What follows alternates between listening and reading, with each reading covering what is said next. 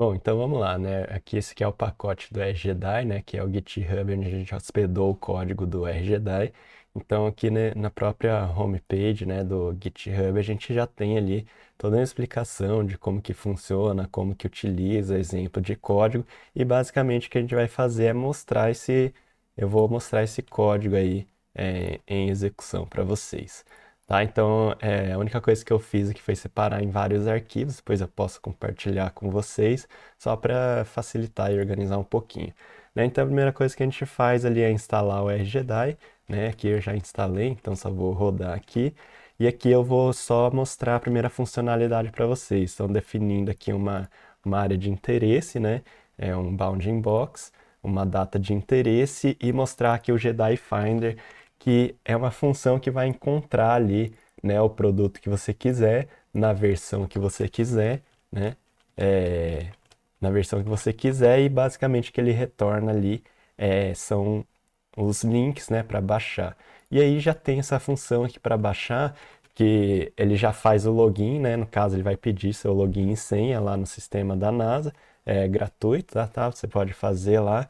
Eu, obviamente não vou baixar tudo aqui porque é muito grande, né? Eu só vou mostrar aqui uma funcionalidade é interessante, que ele consegue retomar da onde parou, né? Então aqui estava no 74, ó, se eu rodar de novo, ele continua ali do 74, ó, beleza? Então ele retoma aí o download, né? O que a gente vai usar aqui, na verdade, é um exemplo aí que a gente preparou já está compactado ali, né? Ele é um arquivinho menor, a gente já recortou os Jedi. Então eu vou baixar aqui, vou deszipar e ele já tem aqui os H5, né?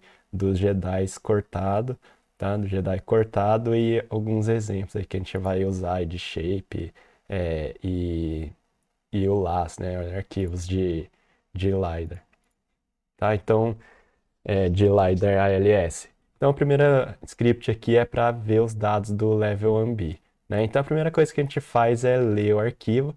E, na verdade, o que que é esse ler o arquivo? Tá? Esse ler o arquivo, na verdade, ele vai criar uma classe, tá? Do Jedi Level 1B, só colocando aqui nesse slot H5 o próprio arquivo H5 mesmo, do jeito que é o HDF5R, pacote HDF5R. Se você souber usar, você pode utilizar ele aqui manualmente, tá? Diretamente aqui, sem problemas, tá? Mas só que o pacote ele já tem ali, que o H5 é uma estrutura um pouquinho chata, um pouquinho complexa ali de dados, então a gente já fez aqui funções para extrair isso como data table, né? Então ele já facilita para você ali, ó, já vai pegar como tabela mesmo, em vez de ter que ler os H5, tá? Aqui eu já vou mostrar usando o leaflet para vocês, né? Essa get level ambigel vai pegar a posição dos shots, né? Dos, dos pulls, e aqui eu consigo mostrar então para vocês a localização dos dados, né? No leaflet, e aí, né? Você pode clicar e ver ali um shot number. E aí a gente consegue escolher aqui, ó, vou escolher aqui esse shot number, tá? Vou trocar aqui, vou colocar, você consegue extrair a waveform desse shot number. Lembre que cada pontinho desse tem uma waveform sua. Então eu vou extrair a waveform, se você quiser ver, né, a waveform bruta, ela nada mais é do que um monte de número ali o sinal da waveform e a elevação, né? Então não tem nada de muito interessante. Vamos fazer o plot, ó. Com o plot aí você consegue ver como que seria, né, a cara dessa waveform, né?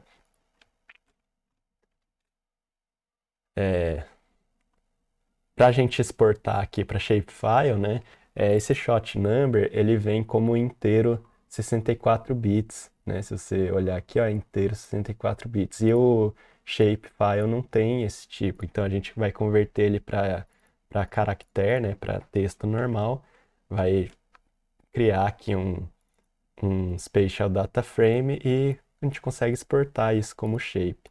Ó. Então, é, opa, não tem esse Alt-dir que eu apaguei. Ó, ele vai exportar ali com o shapefile, beleza? Aqui é a mesma coisa, né? Eu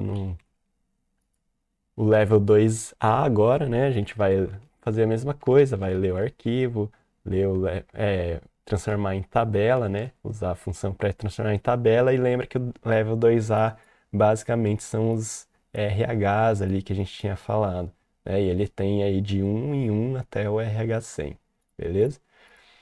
Aqui, né, mesma coisa, se eu quiser transformar ele em shape, né, eu vou ter que transformar de para caractere, tudo, né? Mas o interessante aqui é que agora eu consigo fazer essa mesmo plot, só que usando os dados do level 2A. Então eu vou mostrar ali as informações, né? Consigo mostrar ali as informações, ó, do onde está o solo aqui, segundo os dados que foram extraídos do 2A, os RHs, né? E eu mostro aqui todas as informações que eu extraí ali do level 2A. Todas não, né? Tem RH de um em um, mas mostra ali as informações mais importantes. Então, vamos para o próximo agora, o level 2B.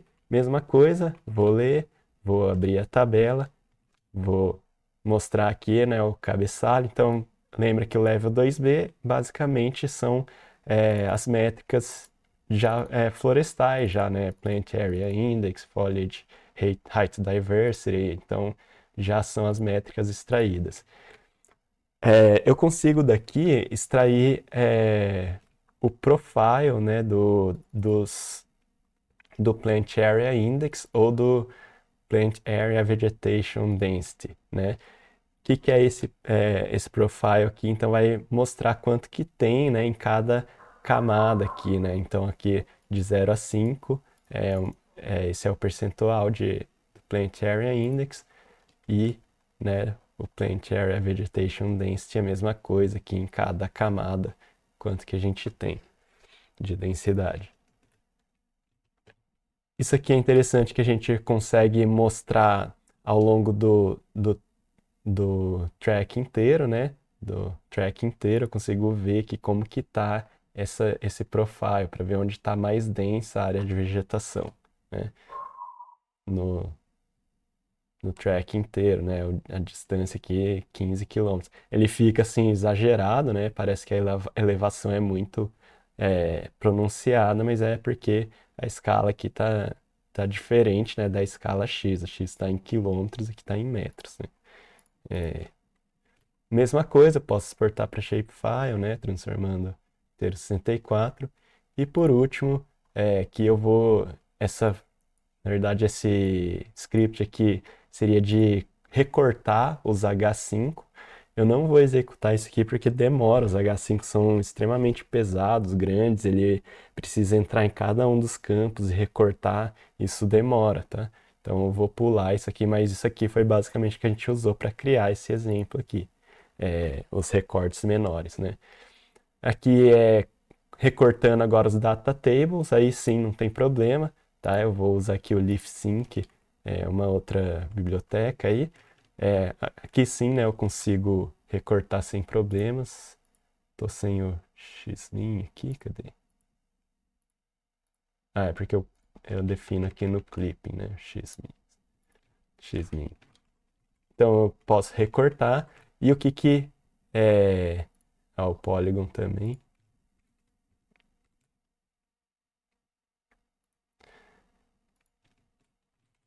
O que que esse clipe vai fazer, né? Deixa eu mostrar aqui como que fica o data frame dele. Ele vai recortar, e esse polígono aí que eu peguei, esse SPDF, né, que eu passei aqui para splitar pelo polígono, tá? Ele tem vários IDs, né? São vários polígonos e aí ele vai recortar já para cada um dos polígonos o seu pedaço correto e falar aqui, né? A qual pertence cada shot. Então, esse primeiro shot pertence ao polígono 1, né? Isso aí vai me permitir, deixa eu mostrar aqui, ó, no LeafSync, no Leaflet, ó, ele recorta então por polígono, né? Porque eu falei que eu quero recortar por ID, e aí, ó, eu consigo ver aqui, né, recortada aí cada uma das partes do, do data frame, tá?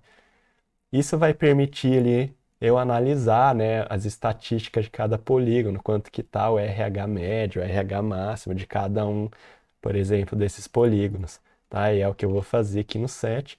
Eu posso definir aqui as métricas que eu quero que saia, aqui no caso mínimo, máximo, média, desvio padrão. E aí eu posso mostrar aqui, ó, faço o polystats, tá? Uso essa função aqui, ele vai me dar a estatística a estatística aqui do máximo, né? Eu usei aqui só o máximo do RH. Aqui eu posso calcular várias estatísticas de uma vez usando a função que eu coloquei ali, né? Para retornar várias de uma vez. Ele já vai me retornar mínimo, máximo, média e desvio padrão. Mesma coisa com outros campos, né? O Plant Area Index, posso fazer a mesma coisa. E além disso, eu posso rasterizar isso daí, né? Eu posso pegar então esses dados e rasterizar aqui, vou usar o raster vis para visualizar a rasterização então desses pontos, tá? Se você olhar aqui esse RH100, né, saída do grid stats, ele é um raster e eu coloco aqui a resolução que eu quero. Né? Se eu colocar uma resolução muito fina, vai ficar buracos, né? Porque o Jedi, lembra que ele tem um afastamento aí de 600 metros entre um track e outro e de 60, né, entre na linha, né, do ponto ali entre um ponto e outro. Então, eu coloquei aqui 0,005 em graus, né? Então ele vai, com isso ele consegue fazer um grid preenchido e completo, tá? Então ele consigo ver aqui os RHs, né, E aí por último vamos fazer a simulação, né? A simulação fica em outro pacote, tá? Eu preciso instalar ele, eu separei ele porque ele é mais pesado, ele tem uns 30 megas para baixar e tem vários problemas, o pessoal tentando compilar ele, e aí eu acabei separando ele para facilitar o gerenciamento, tá? Então basicamente é instalar ele, abrir aqui eu vou usar o LiDAR também, então eu vou baixar o LiDAR, Plot 3D, tá? Vou mostrar aqui com o LiDAR e esse Jedi WF Simulator vai realmente gerar os waveforms, né? Se você abrir aqui, ele na verdade é um arquivo igual o que a gente abriu original, tá? Então, para a gente ver ele, a gente teria que usar as mesmas funções ali para extrair as métricas, para olhar os waveforms, né? Então aqui eu estou mostrando aqui então, lado a lado, o ALS, né, da Amazônia, de Cerrado, e lado a lado aqui como que fica a simulação do RH, tá? Por fim, a gente pode extrair métricas, tá? A gente pode extrair métricas dessa simulada, desse waveform simulado, usando o Jedi WF Metrics, tá? O que que sai aqui dessas métricas, tá? Ele sai várias informações, né? Estimativa de onde que é o solo, né? A altura do solo, diferentes algoritmos para definir onde é o solo, os RHs também usando diferentes algoritmos, tá? Também as métricas florestais, né, foliage height diversity, lie, etc, tá? E isso aqui não fui eu, nem foi o Carlos que criou, foi o Stephen Hancock, tá? Todo o simulador, na verdade, é baseado no código do Stephen Hancock, que está aqui, né, nesse Bitbucket aqui do Stephen Hancock, tá? Então é isso, pessoal. Qualquer dúvidas aí, a gente tem aí mais um tempinho para tirar dúvidas.